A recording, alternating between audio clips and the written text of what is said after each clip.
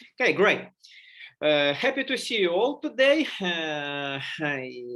on our Zoom session, and our today's topic, which we are going to discuss, which we are going to cover, is Leninist regimes, their origins, their essence, well, the definition of Leninism as a specific type of regime. And again, as usual, if you have any questions, don't hesitate to interrupt me, to stop me, ask questions, ask for more detailed explanations. But let me begin with providing you with a list of scholars, of thinkers, who are important, who are of paramount importance for thinking and understanding Leninism as a phenomenon which goes beyond mere ideology and constitutes a specific, well, to some extent, unique type of a societal, political, and ideological, for that matter, system. So, in my thinking on Leninism as a specific type of society and specific response to liberal capitalist Western version of modernity, and in my thinking, in my attempt to conceptualize conflicts which are inherent to Leninist systems, so my thinking has been influenced greatly by scholars like American political scientist Ken Javid, whose book I mailed you yesterday. Obviously, the founder of world systems analysis, Immanuel Wallerstein. Of course, Immanuel Wallerstein's faithful disciple, faithful student, Georgy Gerlugyan. Eric Hobsbawm, British historian, famous, perhaps one of the most famous British, and I don't think it's going to be an exaggeration to say he could be the greatest 20th century historian, Eric Hobsbawm. His biography is the reflection of all the contradictions and conflicts of the 20th century. And the notion of conflicts will appear today in our today's lecture quite often. Because again, our course is devoted to conflicts arising in the course of formation of modernity, in the course of modernization, which we understand as the path to modernity. And again, it's a conflict-ridden process, and modernity itself is full of different fundamental conflicts. So Eric Hobsbawm, why is he interesting? Of course, we'll be talking about him more, but he was born in 1917, very symbolically, 1917, the year of toppling of monarchy in Russian Empire, the year of two revolutions on terrains of Russian Empire, February Revolution and then so-called October Revolution. And he was born to British. His mom was British, and his dad was Austrian-Hungarian subject of Jewish origin, and he was born in Egyptian city of Alexandria. So his birth reflected the way it was back then at the beginning of the 20th century.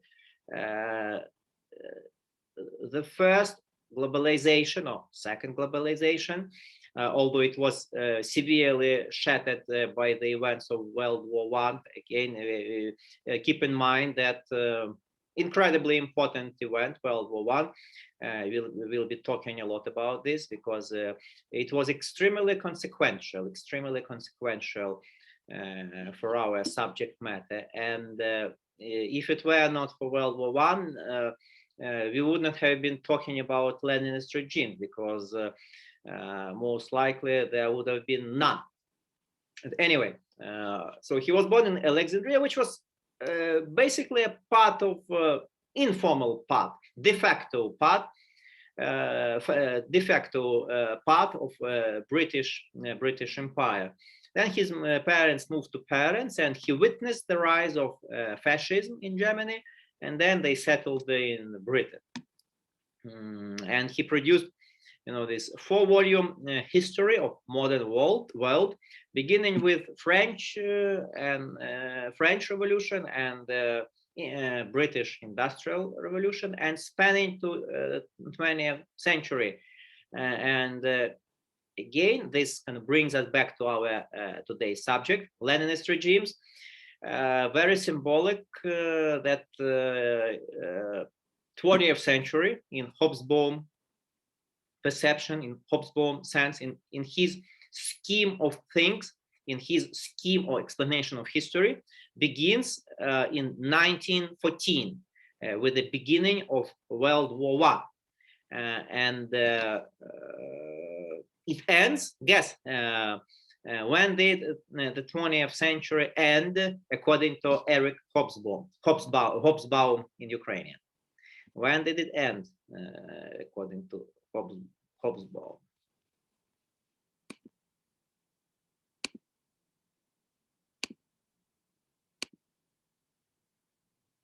Коли закінчилась Перша світова війна? No, that was the beginning of the 20th century, like events of World War I. When did the 20th century end? What events marked the end of the 20th century?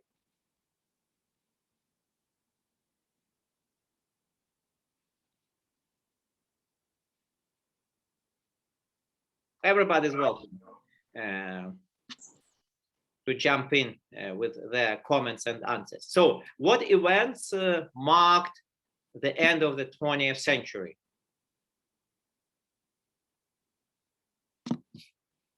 Можливо, розпад Радянського Союзу? Absolutely, absolutely. The end, not just the dissolution of the Soviet Union, but the end of Soviet type system or state socialist regimes, communist regimes, or as Ken Javid defines them, Leninist regimes. Hobsbawm thought that the fall of Leninism in Eastern Europe also spelled doom for Soviet Union. With the fall of Eastern European regimes, it was almost inevitable for Soviet Union also to collapse. And again, those events in Eastern Europe spelled doom for the whole system, for the whole regime. And therefore, the final chapter of Ken Javid's book, well, the whole book has a subtitle. The last chapter. The whole book has a subtitle: New World Disorder, which unfortunately was a very acute and precise forecast. The book came out in early 90s, in 1992 or 1993, and it came out amid very optimistic worldview, epitomized, for example, by Francis Fukuyama's article about the end of history, and then he later penned a book with the same title. Remember Francis Fukuyama and his thesis about end of history? That with the fall of communism, collapse of and extinction. I like that term from biology or paleontology, employed by Ken Javid to describe the events of the fall of communism, fall of Leninism. It was the extinction, disappearance, total disappearance of a certain type of a regime. And it was catastrophic, and it was a huge scale event of mammoth proportion and with massive consequences. Hugely consequential for global affairs. So let me repeat. The key thinkers for understanding Leninist regimes, and then we'll get down to explaining why I agree with Javid in employing the term Leninism instead of state socialism or communist regimes. So Ken Javid, University of California, Berkeley, a political science professor, sociologist, historical sociologist, the founder of World Systems Analysis, Immanuel Wallerstein. His student, his disciple, Georgy Derligyan, and last but not least, Eric Hobsbawm, British historian, one of the greatest British historians. So why Leninism instead of communism or state socialism? Do you have any thoughts on this? If you had to choose, what notion, what term would you pick up yourself, like, or would you offer? Because I'm coming up with three terms. Two are the most popular: communist regimes or regimes of state socialism. Leninism is lesser popular, lesser known, less popular, lesser known. But I think it's most analytically laden term. I'm talking about Leninism. But what would be your pick or your suggestion? Leninism, state socialism, communist regime.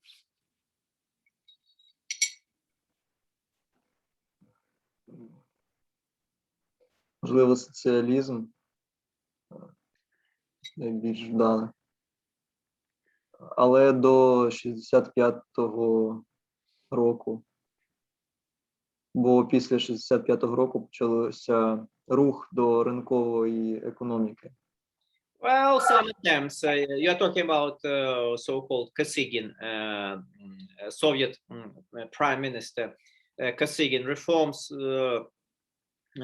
but still, it was a state-controlled society with a single dominant hegemonic ideology, repressive society, with no freedom, with very limited human rights, no freedom of speech, no freedom of media. So at the same time, quite a few scholars, media circles, employ the term like Swedish socialism. And socialism is closely connected with social democracy, and social democracy is quite influential ideology and the political force in Western Europe.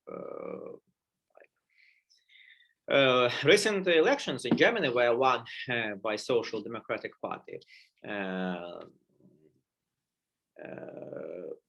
The previous president of France, of French Republic, was a socialist member of French Socialist Party. Mitterrand, long-time president of France, had also been a socialist. So when I'm of opinion that when we employ the term socialism, then it generates some confusion, like Swedish socialism and Soviet socialism. Entirely different things, like Swedish socialism. Market economy, it's based on market economy. It's got huge corporations, but at the same time, it has a very strong social policy agenda, welfare state. So it's entirely different kind of socialism, although it does have these traits of socialism. Then communism. I'm discontent with the term communism because, according to founders of this ideology, Marx and Engels themselves, communism is a realm of freedom. realm of freedom, kind of political freedom, kind of no political domination, incredible economic prosperity, no kind of freedom of so-called freedom of want, and the reality of Soviet communism was entirely different, totally different, right? Kind of, it was very grim, like shortages, purges, repressions on mass scale, unseen scale, perhaps, mass mobilization, brainwashing, and the better description of Soviet communism would be 1984 by George Orwell. I was about to say Aldous Huxley, Brave New World, but Brave New World is more accurate of a description of contemporary world, kind of prosperous Western world, the culture of abundance, but not the Soviet Union, whose modus operandi was the culture and practices of shortages, ideological brainwashing, coercion, but not just coercion, but coercion, repressions were one of the pillars of the regime. So communism, I don't think it's a relevant term. So I was kind of grappling with these issues myself until I came across Ken Javid. First, I had met him in person in early 90s during the summer school in political science in some backwater in Poland, in some forests in Poland. And I had never heard about him before that, prior to that, but I was extremely impressed by his lectures. So I began reading his writings, and I came to conclusion that his writings and his book, Leninist Phenomenon, is encyclopedia of Soviet-type regimes, state socialist regimes, communist regimes, or as Ken Javid, in his own language, defines them Leninist regimes. So why Leninist regimes? Ken Javid himself comes up with a very interesting and thought-provoking explanation. He says that history, on the most part, has a Protestant nature. What does he mean? We have a general idea of Protestantism as a denomination. So there are lots of different Protestant churches and sects, right? Different movements within this broader movement, right? And they're quite autonomous. So there is a great deal of diversity as far as Protestantism is concerned. So history is very diverse, is very heterogeneous. Розмаїтна, багато розмаїття в історії, багато, lots of discrete, separate events, entities, so lots of cultures, lots of political processes, lots of political regimes. It's a little bit of everything. It's incredibly diverse, and more often than not, it's impossible kind of to combine all these disconnected events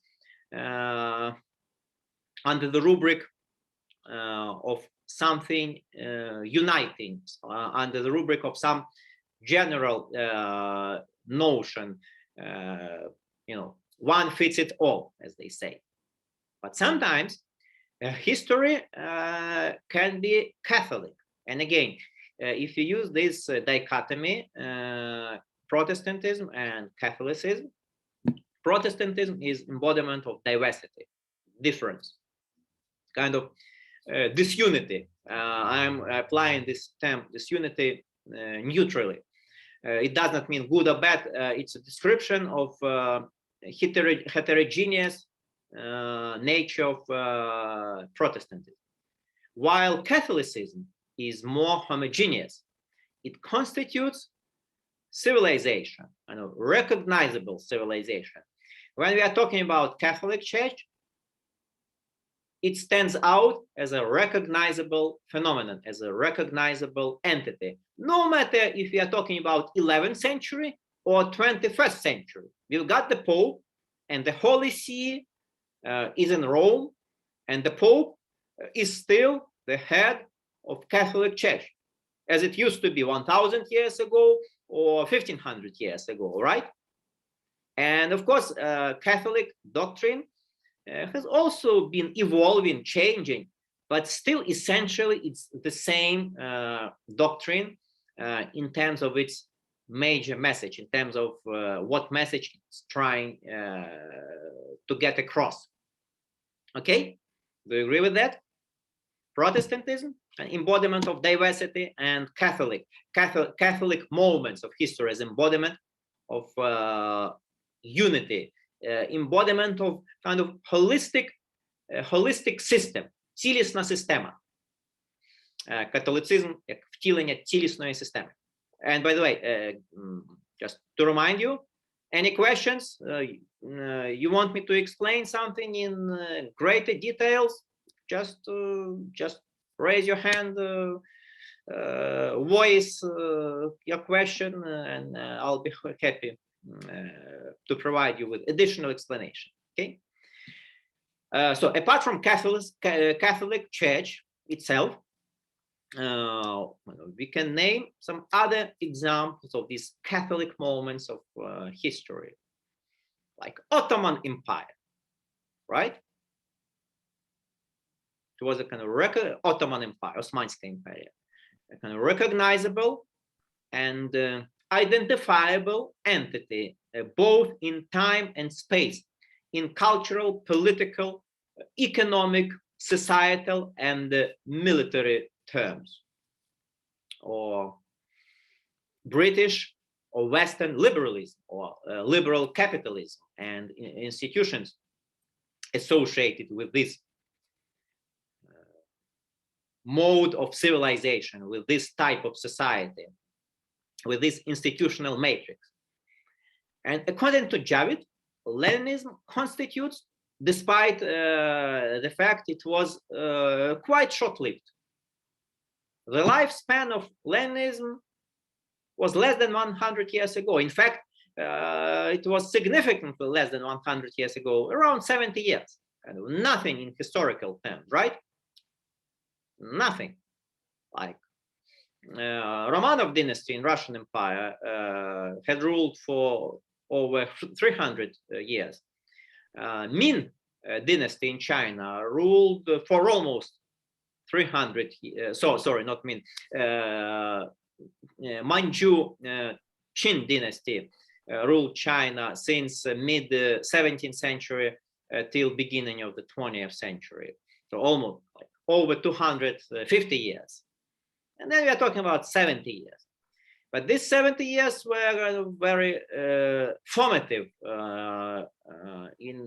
because a new type of society was born, and it was an attempt to fashion modern institutions of modernity. Just don't forget the title, the name of our course, Modernity and its conflicts within the context of modernity and its conflicts, to make long story short. And we are looking at different types of conflicts, like social, political conflicts, and military conflicts as well. The second part of this course will be dealing with military conflicts, and the first part, which I am teaching, is dealing with social, political, ideological conflicts. So it was an attempt to fashion institutions of alternative modernity. Alternative to what? Alternative to liberal capitalism. But then Immanuel Wallerstein comes into play with the help of his faithful disciple, Georgy Derlugyan. Georgy Derogyan, in one of his articles, recollects a conversation with Wallerstein, and that conversation, well, sounds unbelievable, but that's true. That conversation took place in Mozambique in mid-80s during civil war in Mozambique, and Mozambique was supported. Mozambique's leadership proclaimed that they had chosen the path towards socialism, and they were supported by the Soviet Union. So Derogyan, as a student of Institute of Asian and African countries, was dispatched to Mozambique to work as an advisor and interpreter to local authorities, and to act as a liaison between Soviet representatives to Mozambique and Mozambican leadership. Derogyan recounts Wallerstein as saying, "What makes you so sure that in 2017, and the conversation took place in 1987, so the 70th anniversary of October Revolution?" And Wallerstein remarked, "What makes you so sure that on 2017, there will be a parade in Moscow to celebrate 100th centenary of October Revolution in Moscow? What makes you think that this very country, called now Soviet Union, will still exist?" Again, in 1987, it did not sound credible. Very few scholars would dare to think that the Soviet Union, Eastern European satellites of Soviet Union would collapse, would go extinct in 2 years, 1987, and Eastern European Leninism went extinct in 1989, and then Soviet Union would follow the suit in 1999, and would disappear, would be dissolved, and the whole system, Leninist system, would be dismantled. So this is one of few kind of successful predictions in social sciences, and unfortunately underestimated predictions. Leninism. The defining features of Leninism, but before focusing on defining features of Leninism as a type of regime, let us think why this regime was invented and imposed in former Russian Empire. Why did revolution take place in Russian Empire, in former Russian Empire? What are your thoughts on this? Why Russian Empire?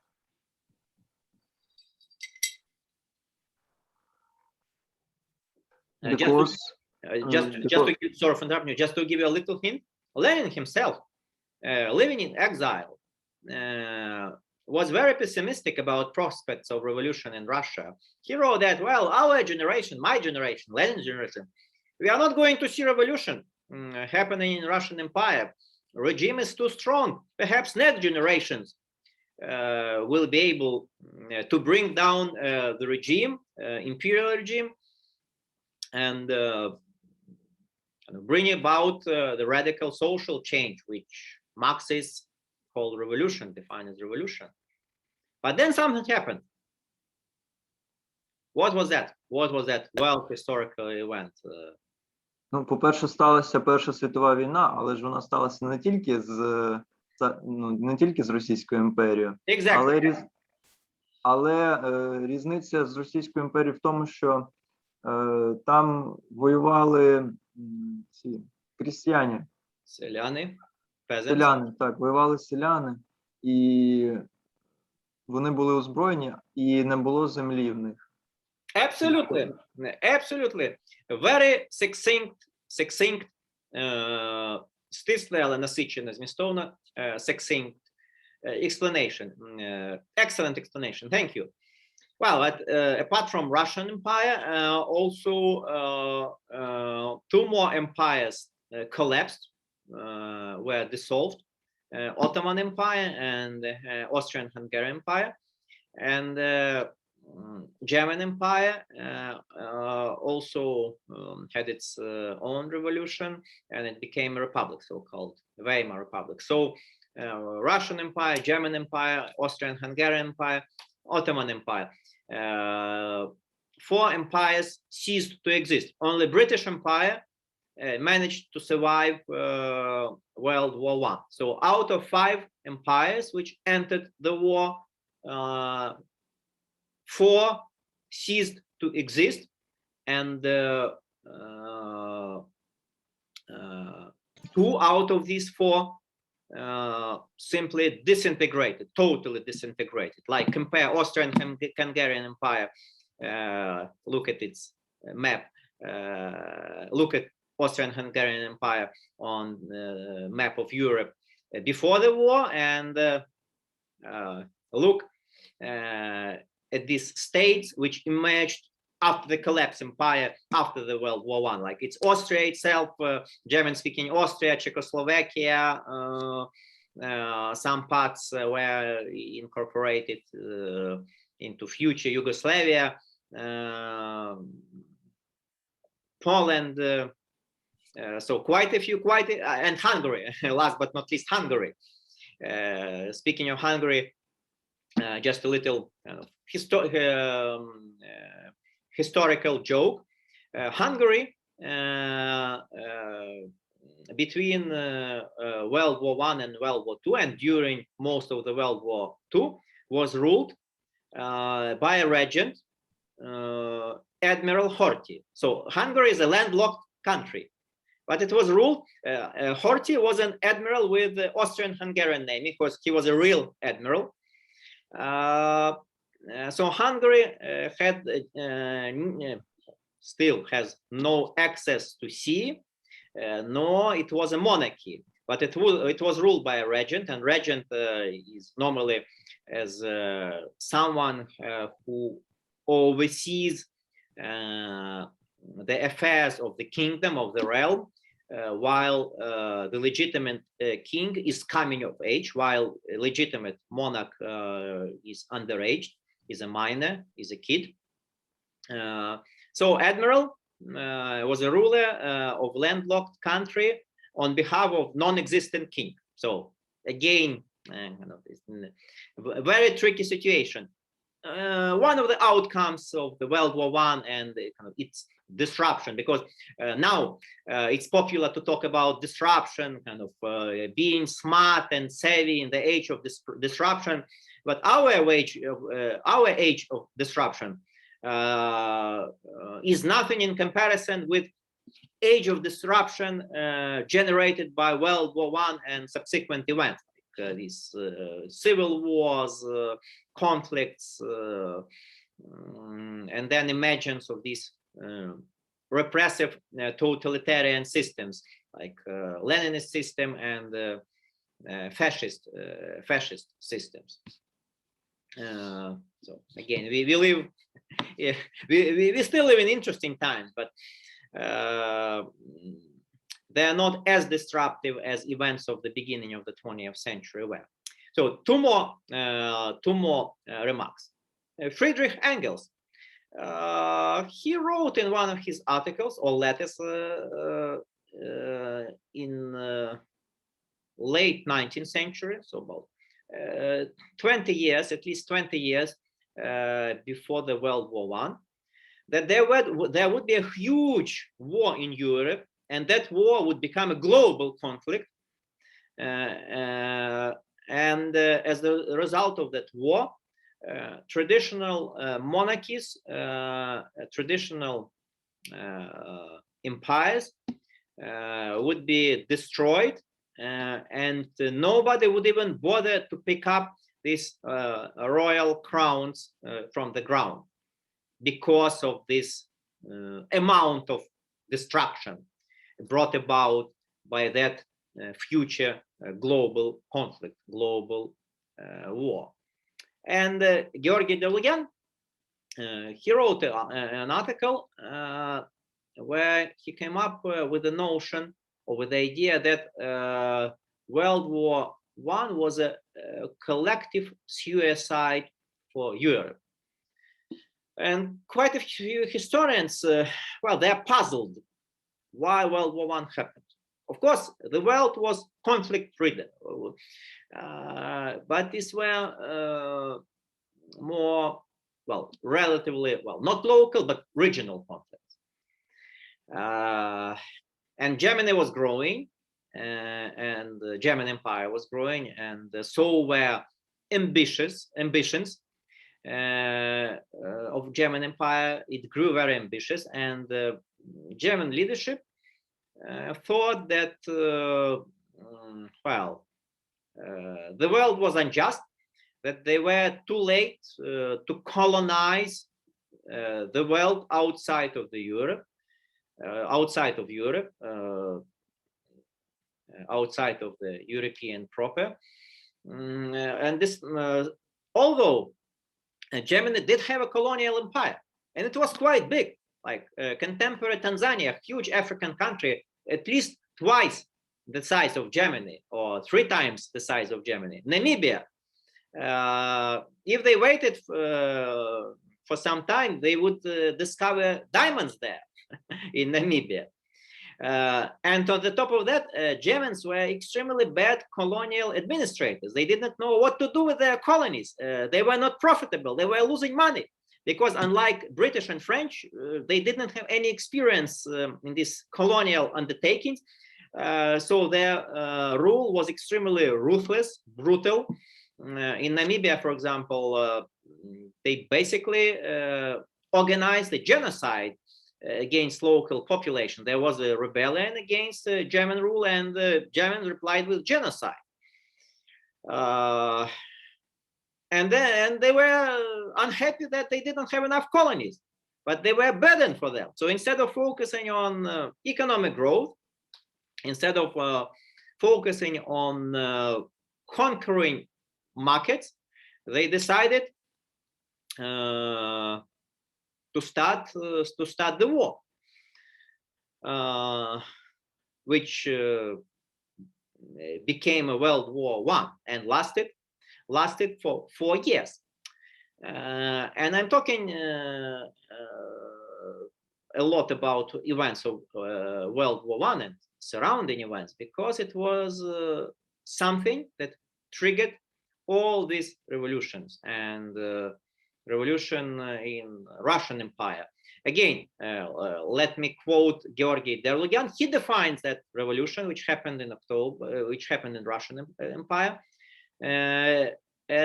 He defines it as a Soviet revolution, and he thinks that the lifespan of this revolution was years of 1917, 1945.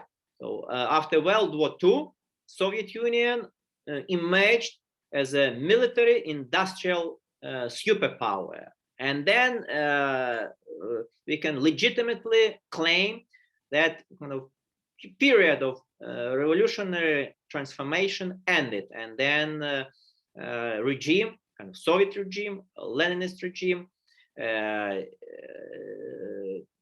began to stabilize, more or less, of course, more or less. So it's a very interesting approach because historical sociology in general, and Georgy Derlogyan in particular, they help us realize that revolutions, well, Derlogyan was not the first one to realize that. Prior to him, there had been a French historian, Furet, who wrote a book about French Revolution, and according to Furet, French Revolution lasted around 100 years, beginning with events 1789 and ending closer to the end of 19th century when Republican regime in France finally became stable and kind of uncontested political regime. But in case of revolution in Russian Empire, it was not a one-time event. It was a process, and I think it's legitimate to conceptualize it as a process lasting from 1917 till 1945. You got 1 minute left before our 5-minute break. So let me provide you with some more information. Russian Empire was the poorest country in Europe. Russian Empire had suffered humiliating defeat from German Empire during Russo-Japanese War of 1904-1905. Russian Navy were decimated, were annihilated in Tsushima Straits by Japanese Imperial Navy. And then Russia joins in, Russian Empire joins in when World War I breaks out. We are not historians, so we are not going to discuss more causes of World War I. I think they were mostly irrational. There was a classical book on the causes and beginning of World War I, written by American historian, famous American historian Barbara Tuchman, and the title of that book is The March of Folly. In Ukrainian, it would be Marш Безумців. And again, some historian and media people use the expression that European leaders sleepwalked into World War I. Sleepwalk, тобто у вісні війшли, як лунатики, які ходять у вісні, не контролюючи себе і не усвідомлюючи, що вони роблять. Okay, on this happy note, let's have us a 5-minute break. Okay, I'm pausing our recording. Excellent. So, getting back to our business of Leninist regime. So, Lenin, writing in 1910s, around that time, came up with an idea of the weakest link in the chain of imperialist state. And predictably, well, for us, predictably, in hindsight, he defined Russian Empire as the weakest link in this chain of imperial states. And he was thinking that, well, perhaps that weakest link could be broken, could be torn apart. Or in other words, that revolution could be started in such a state. And Russian Empire was embodiment of different contradictions and conflicts. Well, the biggest land empire on the one hand, military powerful, yet as I mentioned before, this mighty military power had suffered a humiliating defeat from much smaller Japanese empire. On the one hand, Russian Empire was rapidly developing in economic terms, industrializing. And don't forget that Ukraine was one of the key elements of that industrial economic growth of late Russian Empire. So working class proletariat was developing, was forming. It was not numerous. It was mostly peasant society, and according to some historians, the literacy rate in Russian Empire was the same as in Kievan Rus under Yaroslav the Wise. So 900 years passed and the literacy rate remained the same, which is incredible. Early medieval state of Kievan Rus and early 20th century European empire, kind of heavily integrated into European affairs. So huge inequality, exploitation, very obsolete, antiquated system of land relations, when the nobility owned, possessed most of the land, while impoverished peasantry, which made majority of the population in Russian Empire, possessed very little or close to nothing. And of course, antiquated political structure, very rigid imperial structure.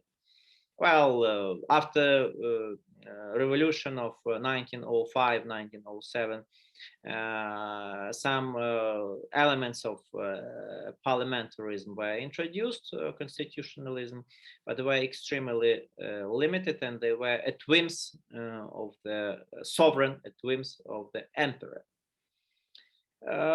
So not surprisingly that the course of event of World War I on a battlefield was not very good for Russian Empire and its armed forces. When Russian Empire, Russian Imperial Army faced German army, it would normally be defeated. It had an upper hand against its kind of counterpart of Austrian-Hungarian Empire, equally old or even older dynasty. Habsburg ruled that realm since 15th century, so almost half a millennium length rule for Habsburg in case of Habsburg, and very heterogeneous empire, ethnically, culturally, religiously. And by the way, having said that, that Austrian-Hungarian Empire was heterogeneous, the same is true of Russian Empire. It was heterogeneous, ethnically, culturally, religiously on the one hand, and it was extremely unequal on the other hand, like unequal treatment of Jewish population, sizable Jewish population. There was this Pale of Settlement, so-called Pale of Settlement, beyond which Jewish population could not reside, with some minor exceptions, like for only wealthy merchants could live beyond that Pale of Settlement. So a lot of discrimination based on religion, mostly religion and ethnicity, and a lot of contradictions, social, political, ideological, and last but not least, economical.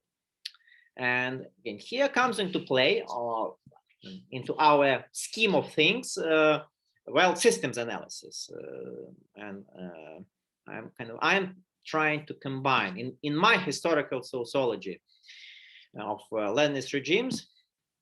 I am trying to combine Javid's approach with world systems insights. So Wallerstein was correct in noting that Russian Empire was a semi-periphery, squeezed between periphery and the states of the core. And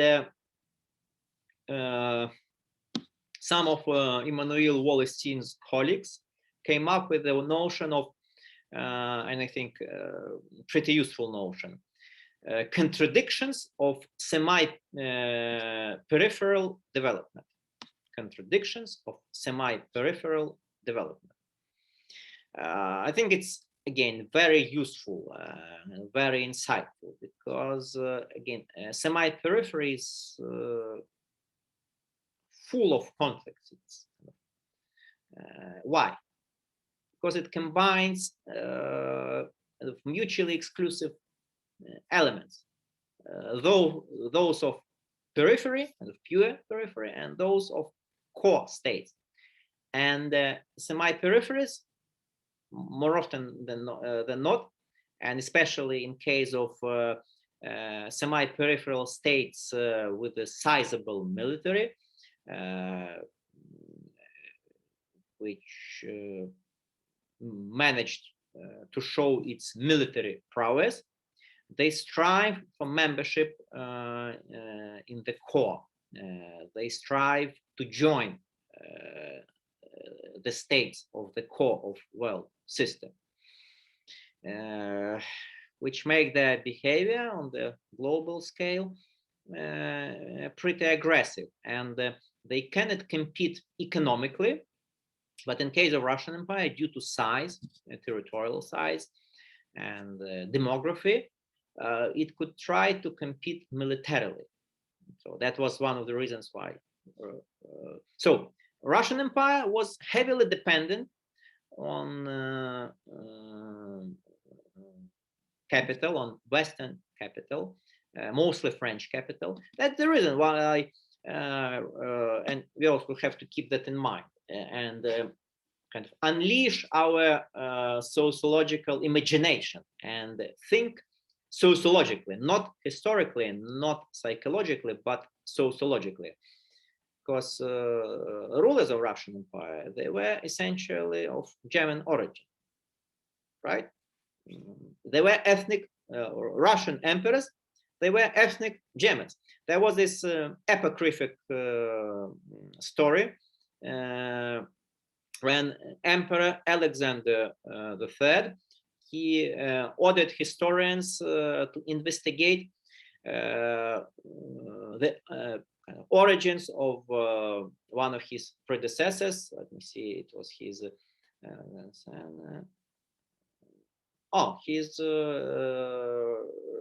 great grandfather, Emperor Paul I. Yeah, he was just his great grandfather, because there were rumors, and Paul I was the son of Catherine the Great for some people or some historians, and there were rumors that he was illegitimate, that he was not son of Catherine and her husband, Emperor Peter III, but that he was conceived out of the bedlock, as they say, with Count Saltykov, I guess. So one group of historians investigated the matter and came back to the emperor and told him, well, Pavel I was illegitimate. His father was not the emperor, Peter III, and Peter III was almost 100% German. Well, like 90% German. He came from Germany. He could hardly speak Russian. And Alexander III is said to have replied, "Thank God we are Russians." Then second group of historians came to him and said, well, we are happy to tell you that Emperor Pavel, your ancestor, was indeed son of the empress and the emperor. So you are, Alexander III is said to have replied, "Thank God we are legitimate." So you see this contradiction. If you are legitimate, then, and again, 20th century, it's the beginning of the age of mass society, mass politics, and mass society, mass politics. These practices, these ideas are rooted into idea of nation state. So if you are legitimate, then you don't belong to this nation. So to belong to this nation in ethnic terms, although we should keep in mind that nation should not and cannot be reduced to ethnicity. but it does have some elements of ethnicity. There is a relationship, a correlation between nation and ethnic basis. Although nation is a political construction, political construct. So if you want to belong to these nations, then you have to cope with being illegitimate in a sense of your lineage, in a sense of your origins. So, to sum it up, lots of contradictions. We don't know how things would have developed had not World War I broke out. My guess is that Russian Empire had not World War I started, could have well survived, and it would have looked like something like Japan, which is technically still an empire. And in Japan, you come across lots of things which look familiar to people who are relatively well read in like late 19th, early 20th century Russian literature, like school uniforms. Boys' school uniforms in Japan are the same as school uniforms in Russian Empire. Can you imagine that? They borrowed it from Germany in second part of 19th century, and it has not been changed. So it's again the same. Lenin was wearing that type of school uniform. But anyway, let's not focus on speculations. Let's focus on what actually happened. For revolution to start and to be successful, we need conflict within ruling elite, and we also need a counter elite. And Lenin, he managed his genius, and evil genius, but still, was in the fact that he devised this novel institution. Ken Javid himself says that both Leninism and fascism, there were two attempts to provide an alternative to liberal capitalist bourgeois social, political, and moral order. It was an attempt, ecstatic attempt, irrational attempt, using modern technologies, using advances in modern science to overcome the social and political, cultural, ideological, and moral institutions of the liberal, capitalist, individualistic, bourgeois world, and replace it with something else, with a holistic community. Remember German sociologist Ferdinand Tönnies and his distinction between Gemeinschaft and Gesellschaft. These are the only two German words I know, apart from Herrschaft, which is domination, extensively used by Weber. Having mentioned Weber, have to tell you that we forgot to add him to our list of thinkers who are extremely helpful in for our understanding of Leninism as a political regime. In fact, Weber is a key to understanding Leninism, and Javid's writing are heavily influenced by Weber, his ideas and are drawing heavily upon Weber. So Weber, Max Weber, and his types of domination. Both fascism and Leninism are inherently contradictory in the sense that they employ modern technologies, modern science, in an attempt to bring about irrational revolution, to replace these rational institutions of bourgeois individualism, bourgeois Protestant methodical acquisition.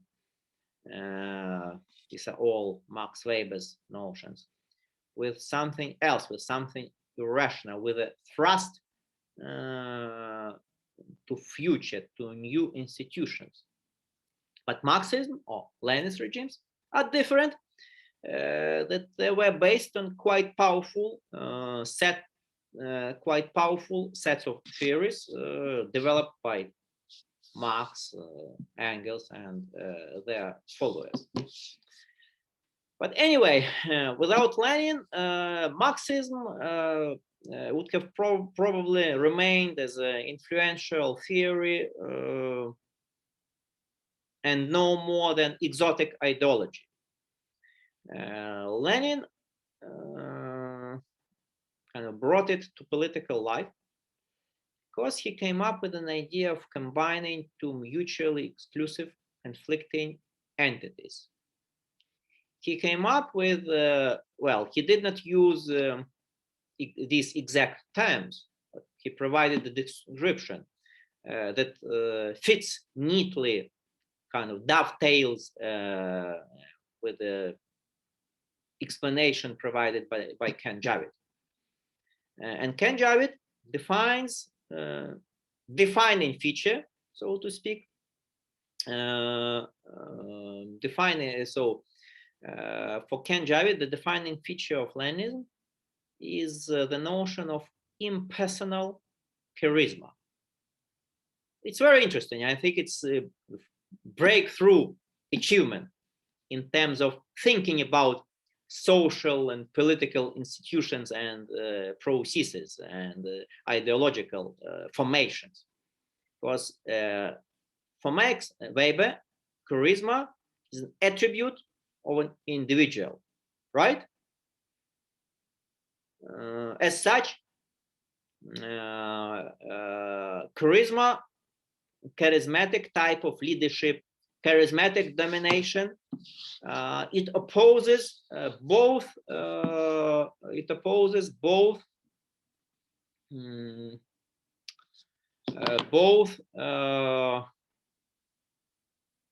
legal rational domination, which is totally depersonalized, of course, in ideal, typical terms, and traditional domination, because by definition, traditional domination clings to the past, to tradition. Yet, while charisma is a revolutionary force, charisma is a force of change, and the bearer of charisma is an individual.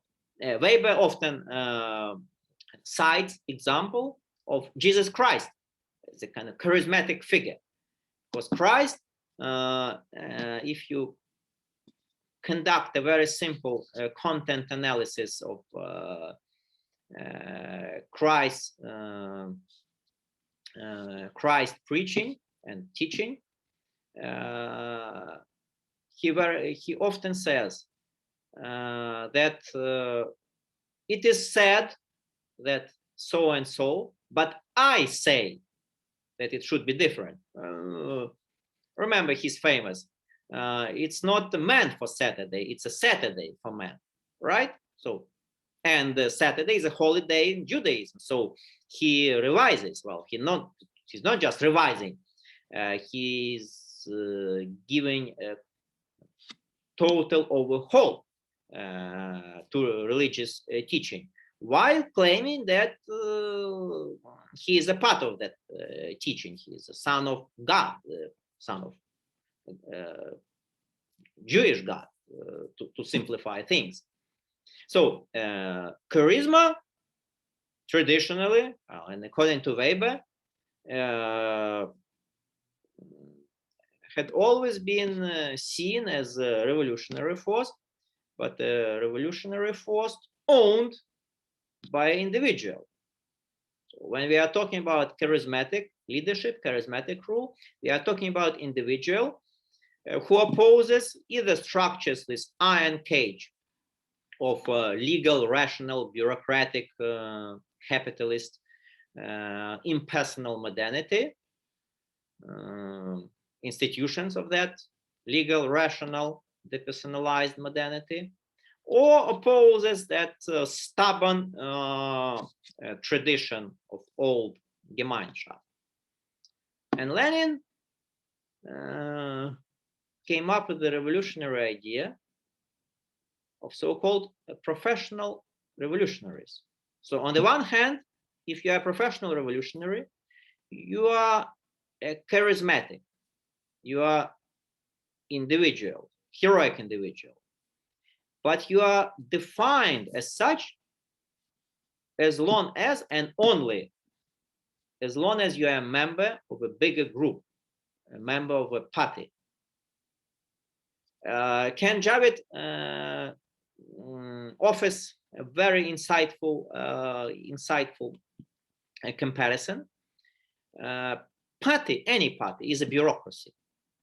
Nevertheless, Leninist parties, they managed to command undivided loyalty and enthusiasm towards them.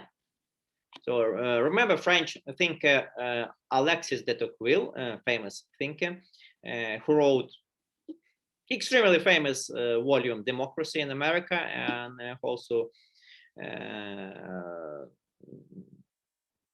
produced a wonderful account of French Revolution, ancient regime and revolution in France. So writing in 19th century, he said that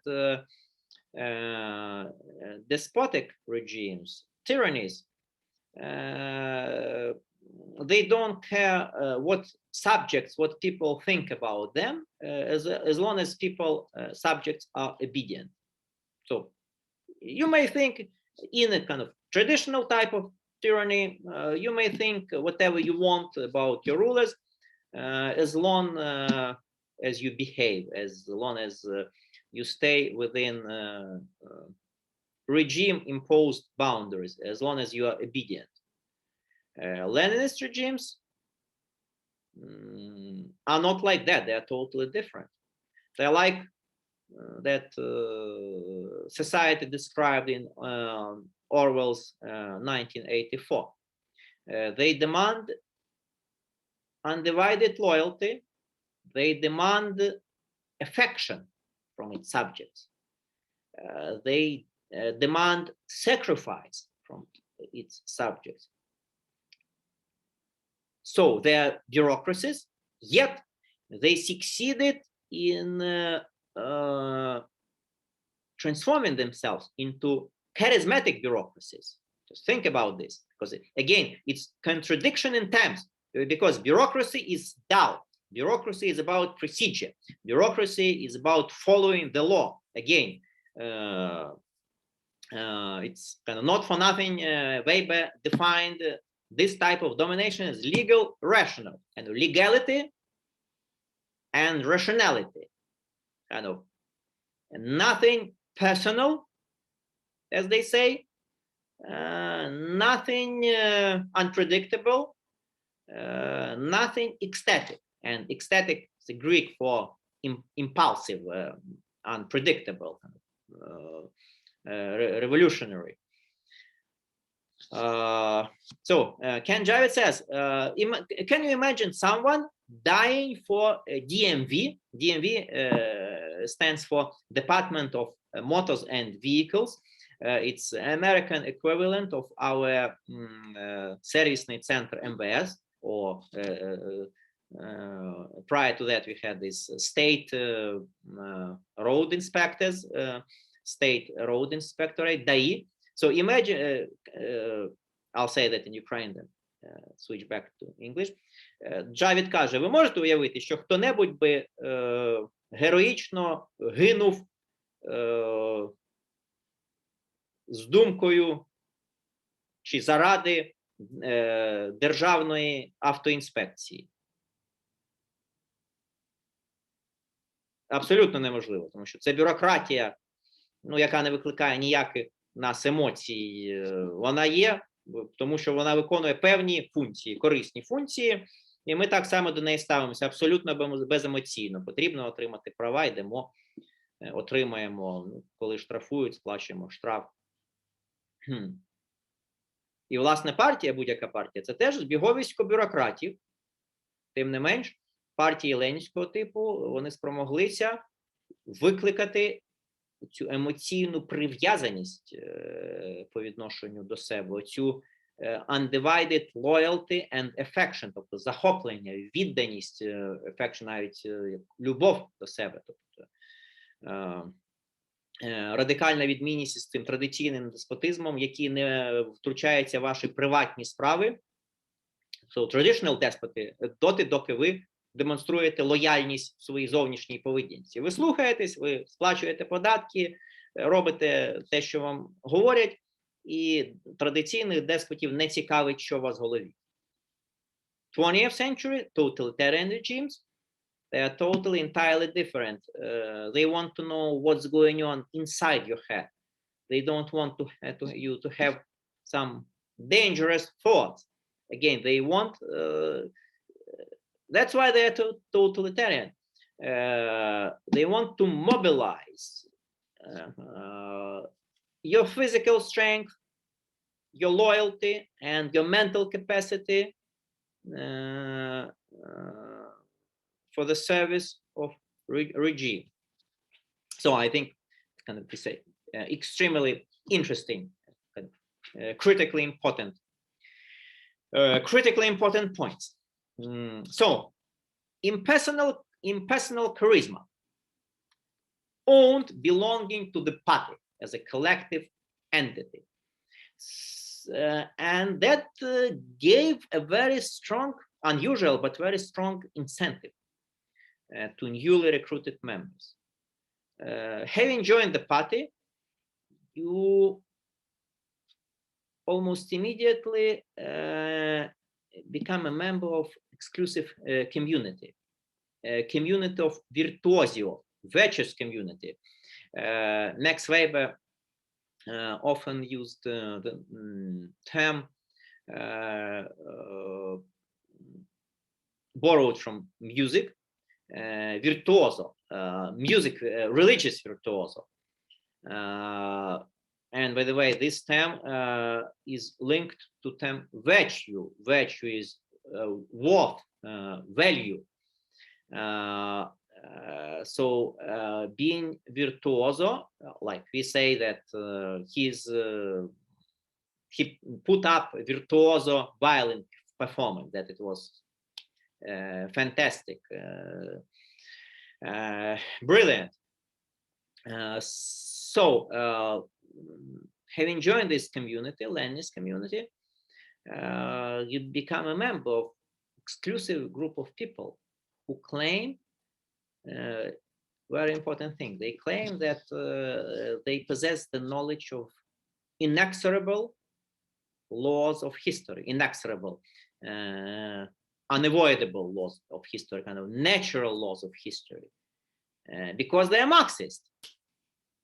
So their ideological underpinning was not that these rulers are bad, so let's replace them with good rulers, or these people are bad, let's replace them with good people. Their message was that the system is wrong because it's unjust, it's unequal.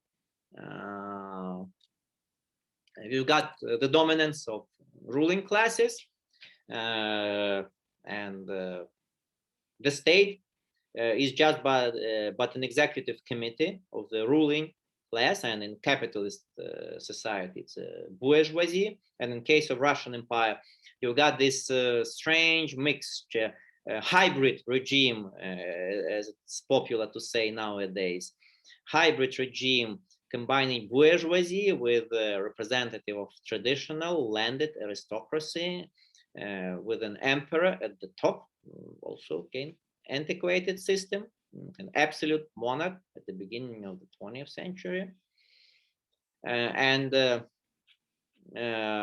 majority of landless population. So again, mixture of different contradictions, mixture of different conflicts. And you've got this group of people who consider themselves exclusive because they possess exclusive knowledge of the laws of history. They know how to change history. And that's something that motivates them to sacrifice themselves for the common cause, for the revolutionary cause. And that was the reason. That was the reason why Leninist party managed to come to power, but not just managed to come to power, it managed to win extremely bloody civil war. The human losses of civil war greatly surpassed those of World War I for Russian Empire. So Russian Empire lost around 4 million people during World War I, and the human toll of civil war was at least 8 million people. So horrible losses, but they managed to win the civil war, and they managed to stay in power for 70 years, redefining all social, political, cultural, and ideological institutions in a radical fashion, and producing new type of society, some sort of alternative again to liberal capitalist modernity. And again, speaking in well systemic terms, Leninism was an attempt to break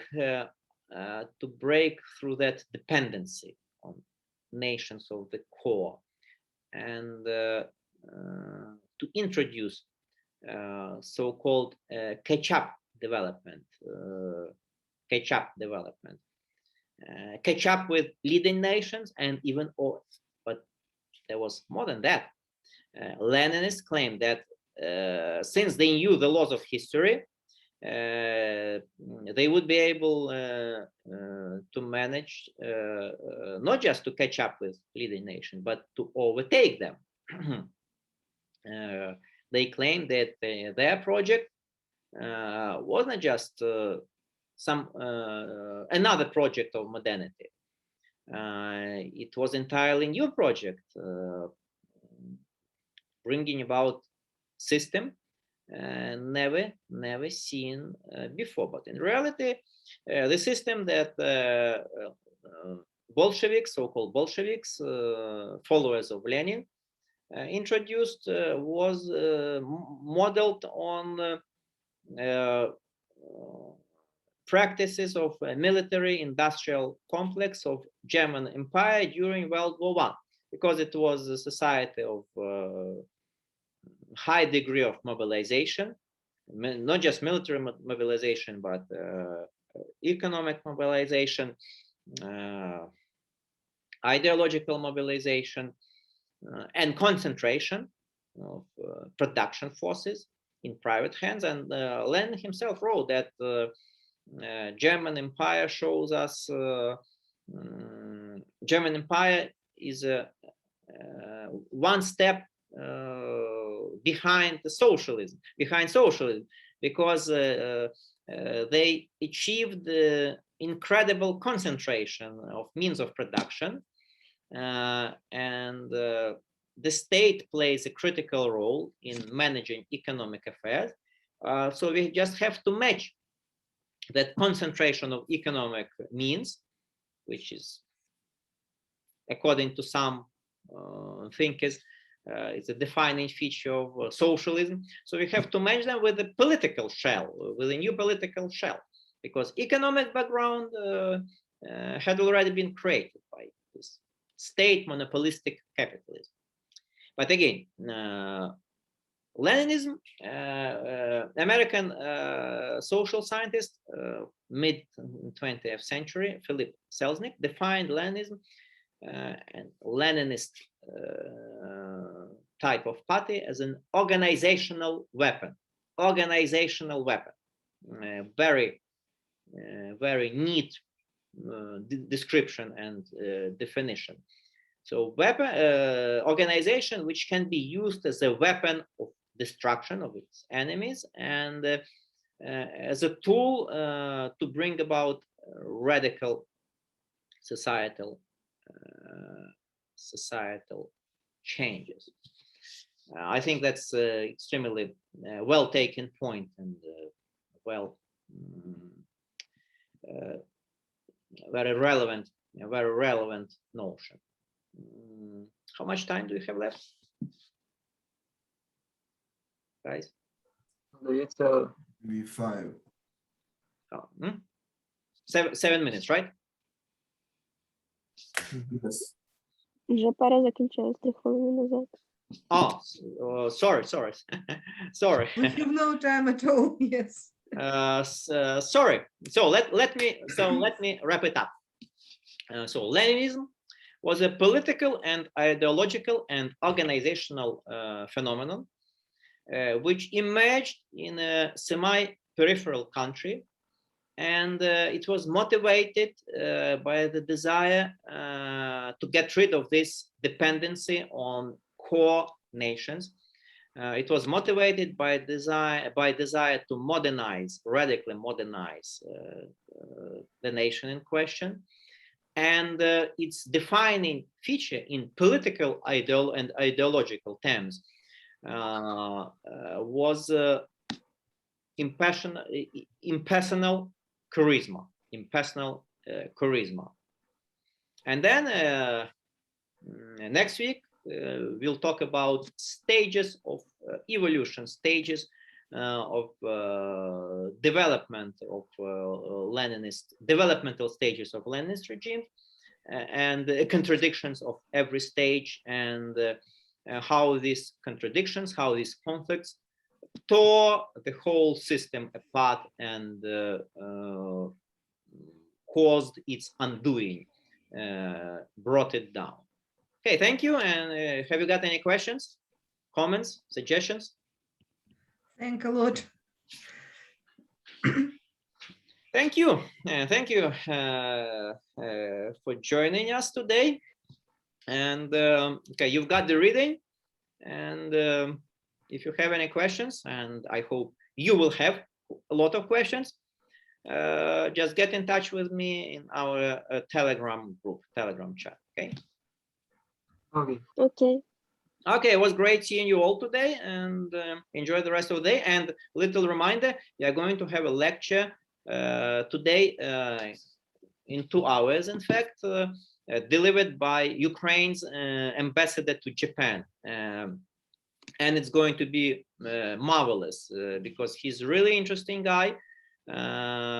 He's a mathematician, a student of international relations, diplomat, writer, so incredible guy. So if you have a chance, join us. Okay, do stay in touch, and talk to you pretty soon. Have a good day. Have a good day, Professor. Thank you. Bye. Thank you. Bye.